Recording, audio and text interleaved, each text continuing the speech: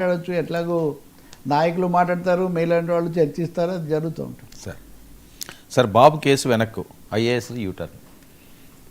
ఇప్పుడే రాజకీయ పార్టీలు యూటర్న్లు తీసుకోవటము, మాటలు మార్చటము, లేదా పొత్తులు మార్చటము ఇట్లాంటివి జరుగుతూ వస్తుండేవి.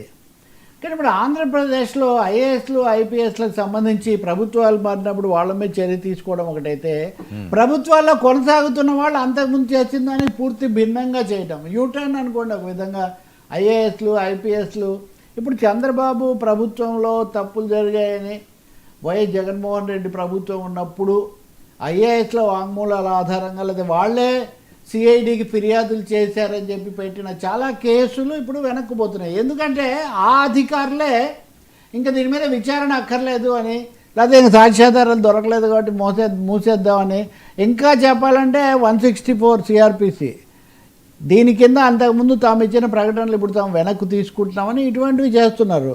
అలా చూస్తే కనుక ఇప్పుడు ఇంకా స్కిల్ డెవలప్మెంట్ స్కామ్ అవ్వలేదు, కానీ స్కిల్ డెవలప్మెంట్ బెవరేజెస్ కార్పొరేషన్ అంటే లిక్కర్కు సంబంధించినటువంటిది, ఆఖరికి సిఆర్డిఏ అమరావతిలో అసైన్మెంట్ భూములకు సంబంధించి కొన్ని జరిగాయి అని అంతకుముందు ఇచ్చినటువంటి ఐ థింక్ చెరుకూరు శ్రీధర్ గారు అప్పుడు ఆయన ఉన్నారు.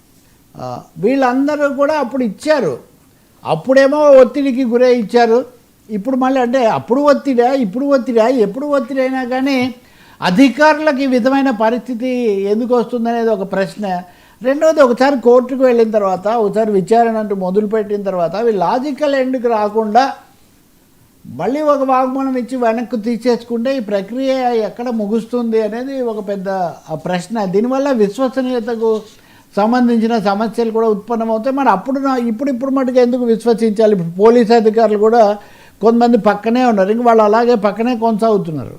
మొన్న కూడా ఎవరో కనిపిస్తున్నారు డిఎస్పీ గారు, ఆయన పక్కన పెట్టారు, ఇంకా అపాయింట్మెంట్ కొత్త పోస్టింగ్ ఇవ్వడం లేదని. కాబట్టి ఈ వరుసగా ఈ కేసులు వెనక్కు తీసుకోవడం అన్నది ఇంకా ఇది ఈ ప్రభుత్వం చేస్తూ ఉంటే, గత ప్రభుత్వం నడిపినటువంటి వైసీపీ వాళ్ళు నిన్న వాళ్ళ పత్రికలో అచ్చంగా ఇదే బ్యానరు, ఏ దర్యాప్తు చేసేది మీరే, దాన్ని తీసుకునేది మీరే, మళ్ళీ వెనక్కు తీసుకునేది మీరే, అంతా మీరేనా అని. మొన్న సజ్జల రామకృష్ణారెడ్డి మాట్లాడినప్పుడు మీరు నిజంగా నిర్దోషులు లేకపోతే ఏ సార్ తప్పు చేయకపోతే విచారణ జరిగితే జరుగుతుంది, అక్కడే తేలిపోతుంది కదా మీరు నిర్దోషులని, ఎందుకు మీరు అధికారులతో ప్రకటనలు చేయించి వీటిని వెనక్కు తీసుకుంటున్నారు అని ఒక ప్రశ్న వేస్తున్నారు. నిజంగా దీని మీద రాజకీయంగా ఈ ప్రభుత్వం ఏం చెప్తుంది అనేది ఒకటే, న్యాయ వ్యవస్థ న్యాయస్థానాలు కూడా ఎలాంటి వైఖరి తీసుకుంటాయి. మనం ఎప్పుడూ ఒకటే వర్మ, మీడియా కానీ బయట పరిశీలకులు కానీ ఏం చెప్తారు, చట్టానికి సంబంధించిన అంశాలు చట్ట ప్రకారం న్యాయస్థానాలు చెప్పినట్టు జరగాలి.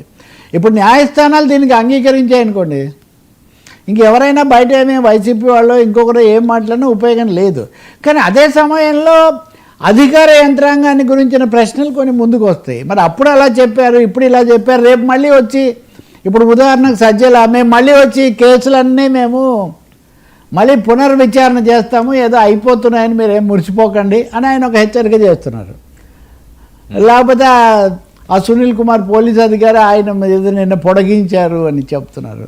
నిన్న సుప్రీంకోర్టులో లిక్కర్ స్కామ్కు సంబంధించిన అధికారులను వాళ్ళని ఏం చేస్తారు మీరు మాటి కస్టడీలో కోరి ప్రస్తుతానికి వాళ్ళకు బెయిల్ మీద ఉంటే ఏమైంది అని సుప్రీంకోర్టు అనుమతి ఇచ్చిందని. ఇదంతా ఒక పెద్ద గందరగోళ వ్యవహారంలాగా, ఒక రాజకీయ పద్మవ్యూహంలాగా తయారైంది. ఈ రాజకీయ పద్మవ్యూహంలో ఎవరు ప్రవేశిస్తున్నారు, ఎవరు నిష్క్రమిస్తున్నారు, ఎవరు పంపిస్తున్నారు, ఎవరు నడిపిస్తున్నారు, ఏమాత్రం అర్థం కానటువంటి ఒక అయోమయ అవస్థ ఏర్పడింది. ఇప్పుడు ఏం జరుగుతుంది? చంద్రబాబు నాయుడు గారు ఏమీ లేదని కోర్టులు చెప్తాయి, అది ఒకటైతే భవిష్యత్తులో అయినా ఇటువంటి పునరావృతం కాకుండా చూసుకోవాల్సిన అవసరం ఉంది కదా. ఒక ఖచ్చితమైన నిబంధనలు వెనక్కు తీసుకోవడానికైనా ఆ కేసులు పెట్టడానికైనా, లేకపోతే మటుకు ఇది నా ఉద్దేశంలో జాతీయ స్థాయిలో ఇలాంటి విషయాలు చూసేటటువంటి ట్రైబ్యునల్స్ కానీ న్యాయస్థానాలు కానీ, అలాగే రాష్ట్రంలో పరిపాలనా సంబంధమైన నిబంధనలు కానీ కొంచెం పరిశీలించాల్సిన అవసరం ఉంది. క్రైటీరియా ఏంటి, కొలబద్దలు ఏంటి అన్నది.